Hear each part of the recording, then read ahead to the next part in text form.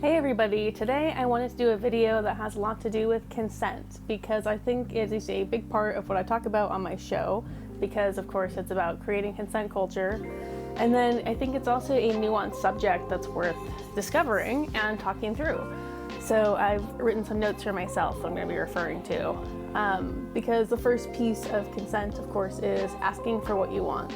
After teaching a lot of classes and being with many different groups, I have found it's actually quite an anxiety-inducing process because a lot of people don't know what they want and maybe feel really uncomfortable asking for it. We also tend to play out gender roles while this is happening. So when it comes to like a romantic request, there's an expectation that it's on the masculine partner. And these are all pieces of our culture that we've absorbed without even realizing it, which is why in Sex Positive, we give people space to practice that. So I just wanted to acknowledge the anxiety that comes with asking for what you want, and then the fact that you may not know what you want. I have talked in the past about how it's important to journal on these things and maybe have a short list of things that you can go to, because in the moment you may feel anxious about needing to think up what to ask for. Another trope that I think comes up a lot is that we have an assumption other people should just know what we want, and if it was a real love connection, they would just intuitively go and do the thing. And the reality is we probably don't know what to ask for again. This can become a defense mechanism, so it's important to really check yourself on that. If you're having difficulty connecting with people and you have an expectation that they should just know, maybe ask yourself if you're clear on what you're looking for. And I have found a lot of times we're really not. Maybe your experience is different, please let me know. Some advice on how to move forward.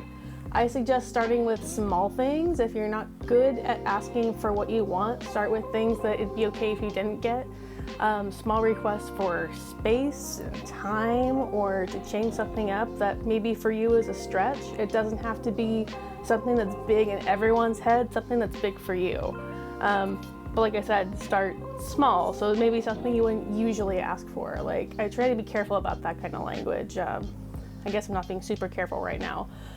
But the thing is, if you're not good at asking for what you want, and a lot of us are not, you're not alone.